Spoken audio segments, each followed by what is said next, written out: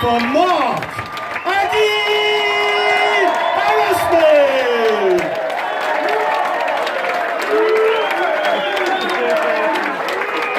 You fucking Mark. How can I beat that? But he's right. I was with him earlier on today, and there's a knock on the front door. And Peter sent his wife to the front door. She came back, she said, Peter, there's a man at the front door with a bald head. He said, okay, love, go and tell him, I've already got one.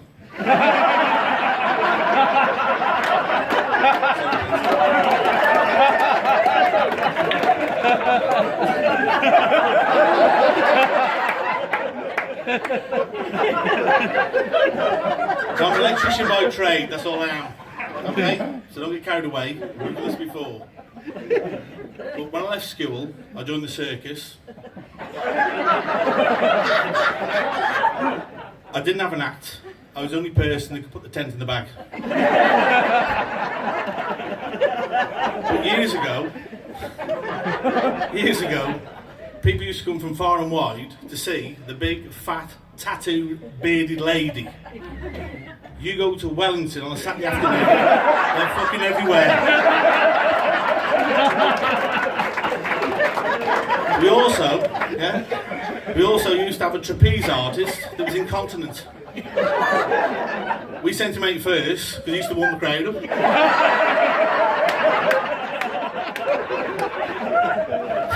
We also had a contortionist. He came on the stage, unfortunately he died. It wasn't that bad, he died in his own arms. Is it going okay?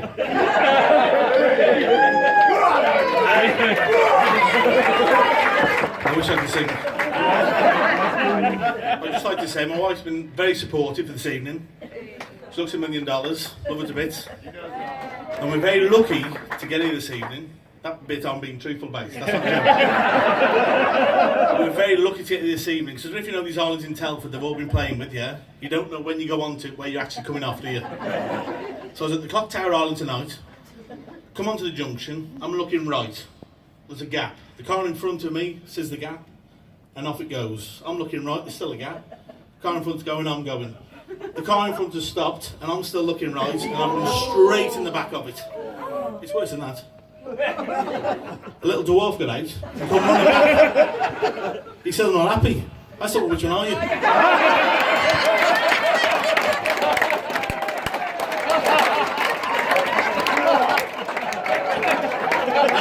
Okay, I'm up here to make a few people laugh, but I will say, there's a lot of people to thank, and I can't thank everyone, so if you're not mentioned, I can only apologise and come and see me later. But we're a lovely venue tonight, and it is right what Geordie said. We came here we wanted to play a round of golf. Got out of hand, we missed the golf. Stuart, who's on the middle table there. Stuart, just put your hand up, it's simple. He's the manager here, and he's organised this evening. He hasn't charged us, so I'm over the moon for him. So if you see him later... If you see him later, one, he won't say no to drink. Two, it also helps his profits at the bar for the end of the year. But we're at the golf club, and 2 weeks ago when I came and organised stuff, a man turned up in a beautiful £200,000 Bentley.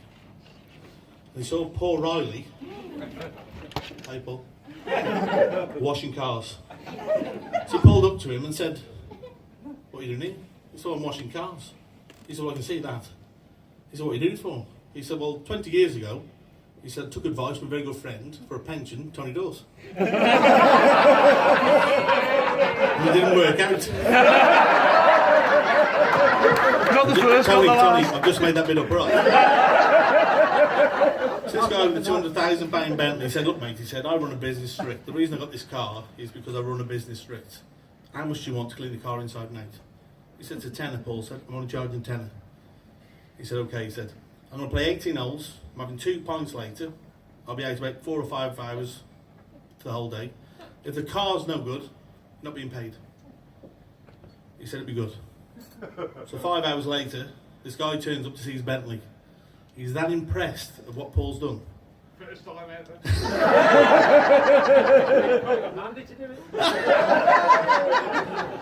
He says to him, how much do you want? He said £10. He said, £10 for what you've done there? He said, yeah. He said, how often did you come here? He said, I come every week.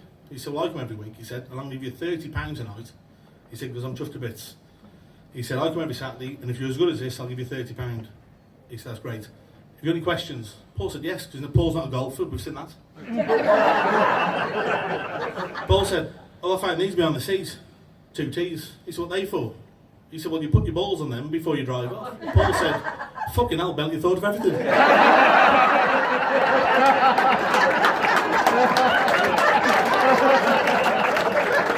So, I'm been put up here because they've raised some good money, which I can't fault. But I want the assistance of Tony Dawes. If you can stand up, please. Because not everyone knows.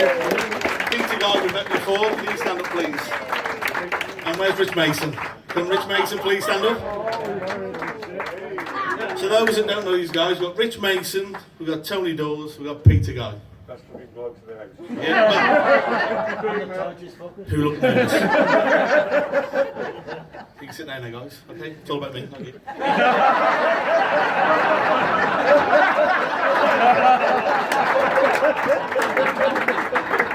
And their beautiful wives are fed up of them playing golf every weekend, and a couple of weeks we go off to Portugal, and they've had enough.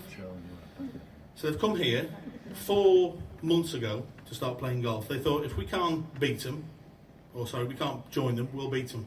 They come 4 months ago at the driving range. A month ago, they played the 2 courses here for 18 holes, and they played fantastic. They were better than their fellas.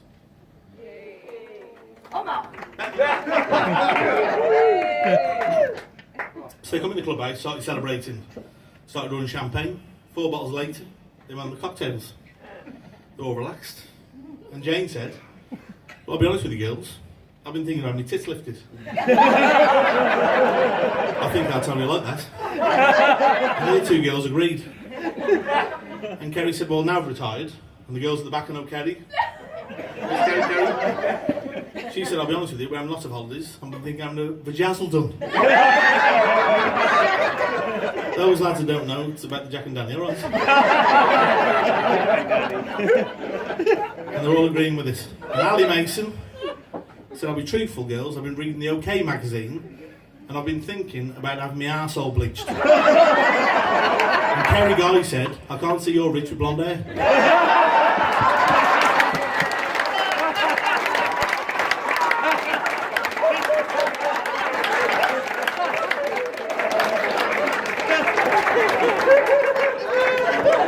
Reading notes because I'm on the Electrician, so please don't. So I'm into the note. I've got here for thank you. The voice for this is a thank you now. I really would thank, and I wanted to stand up. I know he doesn't want to. Can I ask Chandler to please stand up? He was thanked early. Please stand up for me, brother.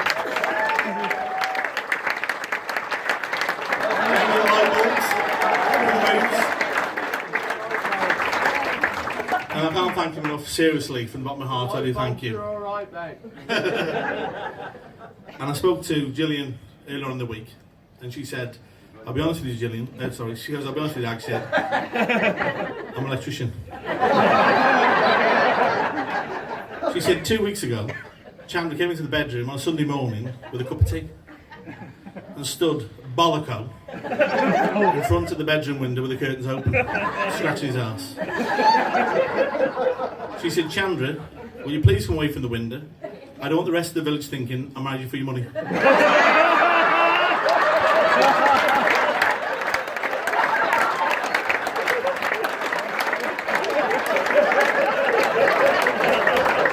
Well, I do love you. Where's Ant? Ant? Where's Ant? Don't be shy. Just stand up, please. Everyone's friends here. It was funny earlier when I was coming up here. The late gentleman, later on, he's been very kind. In the auction later, he's put an iPad up, which you can't thank. He does it every time there's a venue on, so, thanks very much.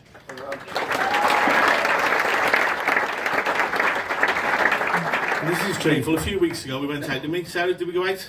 We went out, the ugly duckling. There's the orchid. There's one for you. Hey? That's better than Beacon Radio, kid. Service was excellent. Food was priced correctly. The beer was exceptional. And Sarah said to me, we had a bit of an experience the other night. Because Ant was like a drink, didn't you like Ant? I like it. So she said the other Friday, he came home at 1:15 in the morning and woke her up. And she said, what's wrong with you? And it was early, you're right, it's early. He had an off night. She said, Sarah, my magic powers have come back to me. She said, what do you mean your magic powers have come back to you? He said, well, I walked in the bathroom, he said. Didn't touch anything, didn't say anything. He said, the light come on. He said, when I finished, he said, I walked out. Didn't say anything, didn't touch anything. The lights went out. My magic powers have come back to me. She said, oh, Anne, she said, you've been pissing in the fridge again.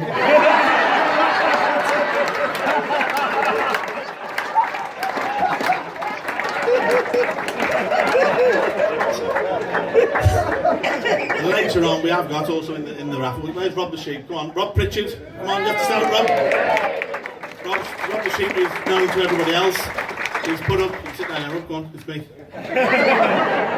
He's put 2 boxes up. It's only 1 box down, but is it two boxes, 2 half boxes of lamb later on? So that's thank you very much. That's a whole one, Gas.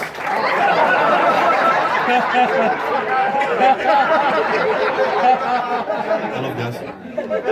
He said he wouldn't let me down. And Rob phoned me the other day and he said, Aggie said, I'm in a bit of trouble here. He said, I've got 68 sheep. He said that he rounded up. I said, we'll call it 70. So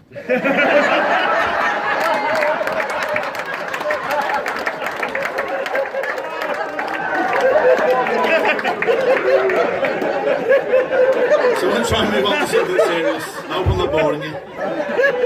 Other friends, and because the guys have put money into this, they're going to have some back. So I've altered a few of the gags, which you've obviously noticed. And this is a little bit long, and I hope you can stay with it. If you can repeat it, you're better than me. We've got Mark Simmons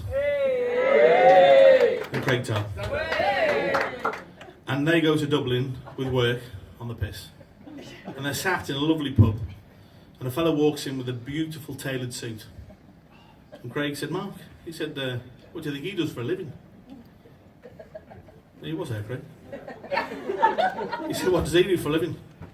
He said, I don't know. Mark said, he must be an accountant for a big firm. He said, look at the suit. And Craig said, well, I'm thinking that. He said, he must be embarrassed, the kid. He said, because the cut in that cloth is unbelievable. And Mark said, well, we don't know. He said, so we'll go and ask him. So I see this guy at the bar having 3 pints. Craig said, as soon as he goes for a piss, I'm in there, I'm asking him, because we need to know. So the guy goes to the toilet, and Craig goes in. Mark sat there on his own, sitting patiently. And Craig said, look mate, he said, I'm not being funny, he said, but me and my friend have seen you from afar, and you're wearing a beautiful tailored suit. He said, we need to know what you do for a living. He said, it's simple, he said, I'm a doctor of logic. Craig said, what's a doctor of logic? He said, it's simple, he said, firms bring me in, just work out their problems, and my logic know-how is phenomenal. So I go into firms, sort them all out. He says, and they pay me a lot of money. I say them a lot of money, and that's why I got the suit. Craig said, I'm not sure, he said, what a doctor of logic is, or logic. He said, let me explain it to you. You've all got 10 minutes, haven't you? He said, what's a doctor of logic? He said, I'll explain it to you. He said, Craig, he said, have you got a goldfish at home? He said, I have. He says, in the pond in the garden, or in a bowl in the house? He says, in the pond in the garden. He said, right, logic from that tells me you've got a big garden. He said, I have. He said, I've got an acre of garden. He said, well, logic from that tells me you got a 4 or 5 bedroom house. Craig said, I've got a 5 bedroom house. He said, well, logic from that tells me you got 4 or 5 children. He said, I've got 4 beautiful children. The wife, I'm just making it up, okay? She don't know any others. No heckling. He said, I've got 4 beautiful children. He said, well, that tells me, he said, you've got a great sex life with your wife. Oh, yeah.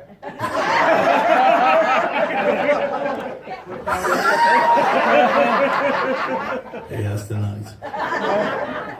He said, well, logic from that tells me you don't masturbate. No. Craig said, don't interrupt. He said, I've never wanked in my life. He said, well, there's logic for you. I've asked about a goldfish. I've worked out you're not a wanker. That's logic. He says, fantastic. He comes out, he's going to tell my mate. So he comes out the toilet, sees Mark sitting there impatiently. Mark says, what does he do for a living? He said, he's a doctor of logic. He said, what the fuck's a doctor of logic? He said, I'll explain it to you. Have you got a goldfish at home? He said, no. He said, well, you're a wanker.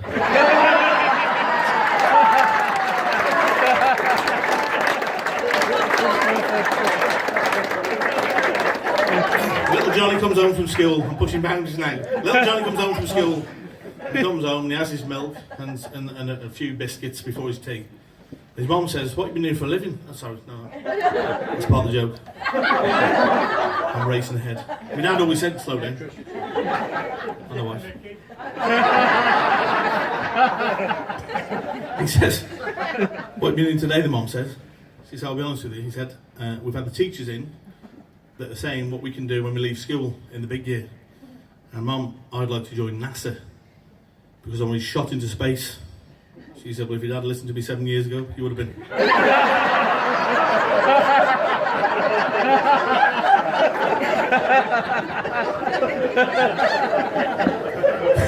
His mum then says, here's your milk and some biscuits, and have a play. He loves his train station. Now all your mums in here, my wife does, do you love young children, your own children, playing and having fun? Everyone likes it, yeah? No, listen to it. Well, Johnny's mum's the same. So she's there ironing in the kitchen, and she's little Johnny going on his train set. Ladies and gentlemen, the train pulling to Wellington Station. When the doors open, please mind the gap. And those fuckers that want to get off. And those fuckers that want to get on. The mum's out the kitchen like the road runner. She said, you should know where's the last one. She said, that's terrible. Get to your room. Come down when you can tell me why you've used them words. Half an hour later, he comes downstairs. He said, Mum, he said, I've used those words. He said, I didn't know they're bad words, but I've used them because the big boys in the playground use them. And they're laughing when they use them. So I thought it was funny. She said, well, they're not. I don't want to hear them again. Go back on your train set. So the mum's ironing away again. And she can hear him going,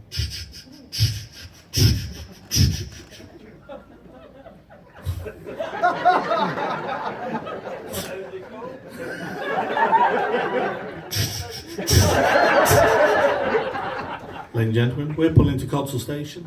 When the doors open again, please mind the gap. Those bastards that want to get off, get off. And those bastards that want to get on. The mum's straight out again. She said, son, you should know where's the lad. Get to your room, come down when you've worked out where you've gone wrong.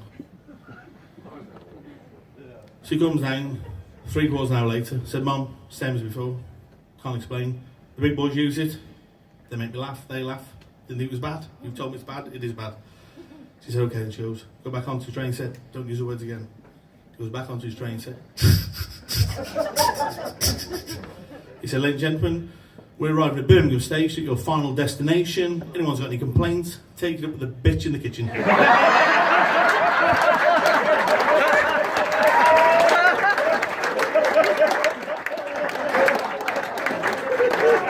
then we have Andy Ellis, Sarah. 22 years ago, you might have heard this. 22 years ago, they met. We're in the butter market, me, Craig and Mark. Andy came over and said, there's a girl coming on to me. She's confident.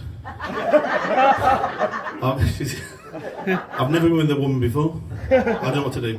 I said, it was simple, kid. He said, what's that? I said, when you go back, he said, I'm going to play with the tits.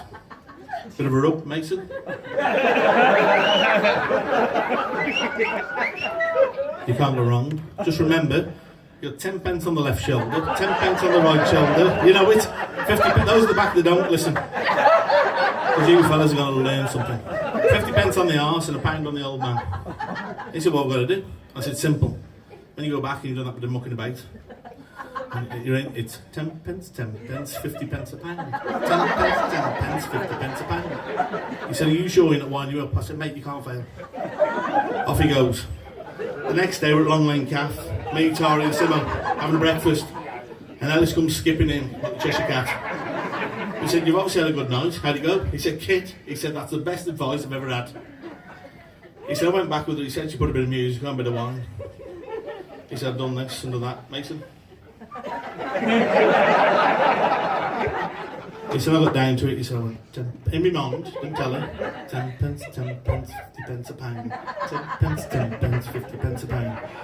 She went faster. He went 10 pence, 10 pence, 10 pence, bang, 10 pence, 10 pence, 10 pence, bang. She went faster than that. He went 10 pence, 10 pence, 10 pence, bang, 10 pence, 10 pence, 10 pence. She went faster than that. He went, fuck it, 170, 170.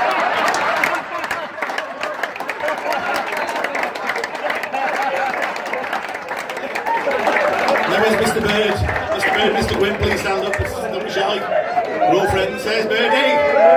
Mr. Gwyn. There's the Gwyn over there. These guys went to Yorkshire on a holiday. Saturday morning, they're walking down the high street. And they see a fella coming up the other side with 2 big salmon, 100 each arm. And they said, where you get that from, mate? He said, there's a stream down the road. He said, you get these, go in this pub here, he said, the hotel owner will pay you a fortune. He said, drinks all night. That's how he pays you. They said, well, where is it? He said, good, if we do it, come get some. He said, lads, it's simple. If you can catch them, that's the art. You can go and get beer all night, all afternoon. They said, right. Where are we going to go? They said, right. Down to the post office. The bloke said, turn right. 3rd left after the bank. 4th right. There's a bridge. Streams up. Get your mate to lower you over by the ankles. Tickle the fish. It's easy. When they're limp, up you come. Back to the pub. I'll sort you out. You'll get pissed all afternoon night for nothing. So they said, we're on it. And they're not the sharpest for directions. So off they go with the route. Excuse me. They come to the bridge. Nick goes, I'm a little bit heavier than you. I'll lower you over. When you're ready, we're back to that pub, we're on the piss. So he gets Brian by the ankles. He lowers him over the bridge. Within seconds, Brian's screaming, get me up. And Nick goes, why is that? You caught something? He said, no, there's a fucking train coming.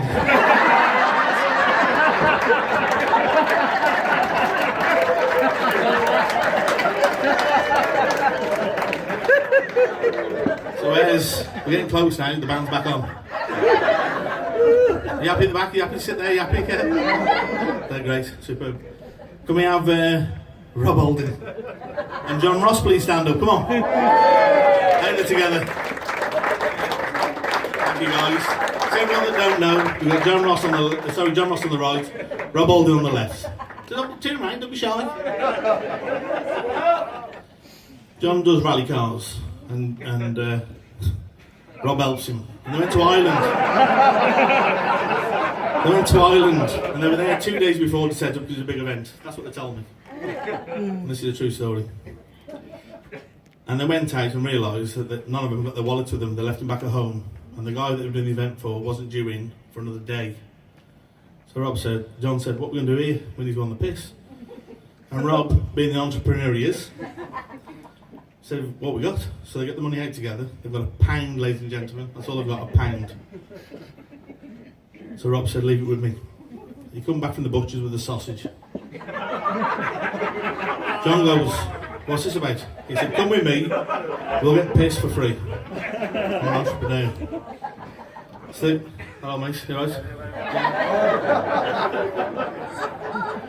There's a true statement. Snow White made love to Dopey.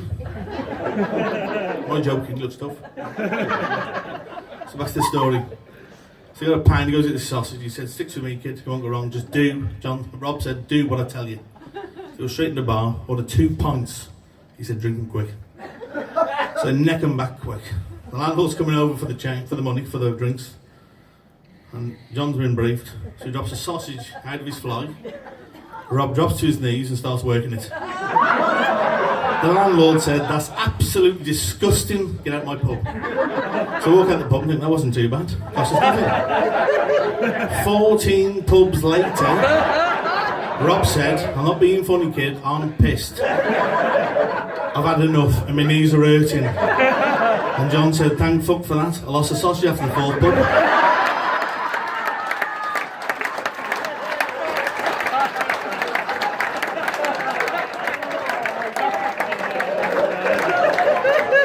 Right, final sketch guys, final sketch. So you need to imagine there's a guy doing a radio show. So it's a radio show for kids. The man's alcoholic. He hates kids. He needs kids like a moose. He needs a hat rack. So just remember, it's on the radio. So it's on the radio. He's an alcoholic. It's for kids. And I think it sounds something like this.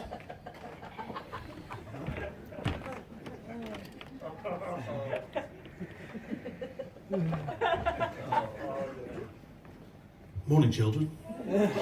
It's the Noddy Show. And what does a little Noddy do when he wakes up? That's right. He goes to the bathroom for a wash. Can you hear a little Noddy filling the sink with water?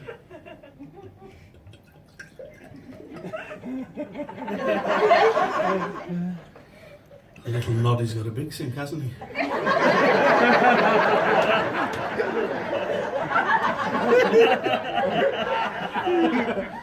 He said, sod it, I'll have a bath.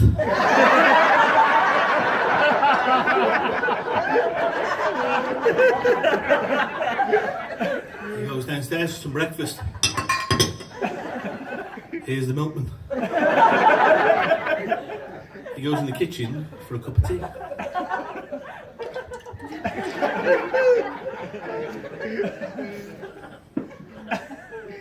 Pours himself some toast.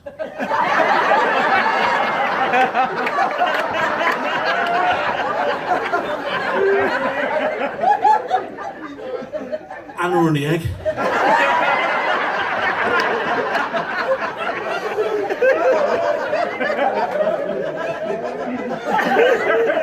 That looks coming.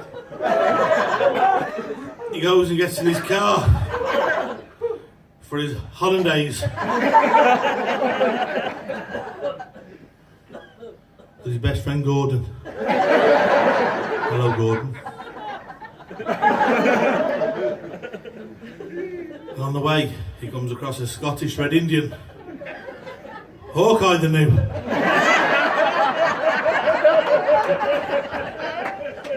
And then he sees a Scouse Red Indian. Hang on a mo.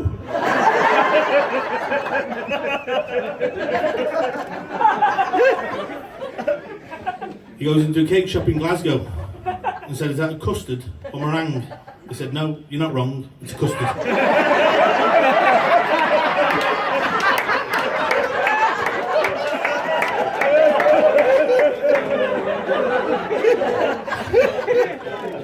He then goes on his route.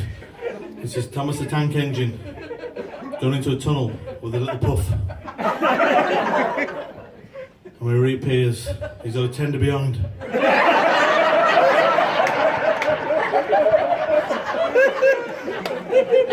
He then goes into the Toy Town Arms and says Bill and Ben at the bar.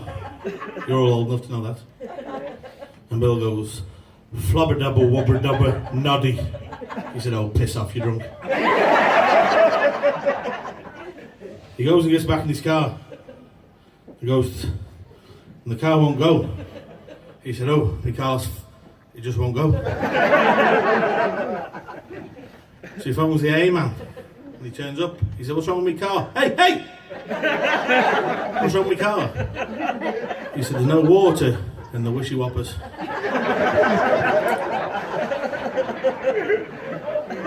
You've got the water and the headlamps.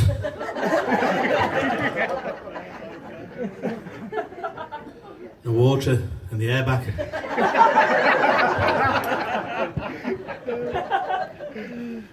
He said, what's wrong with my car, eh, man? He said, shit on the carburettor. He said, how often have I got to do that then? Ladies and gentlemen, thank you for your support. Have a great evening.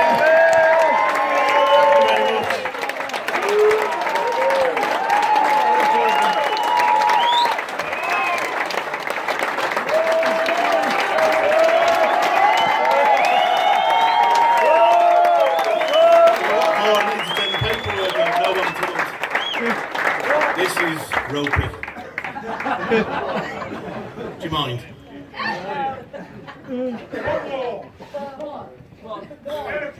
No, you're like this, Mr. Riley, you're like this.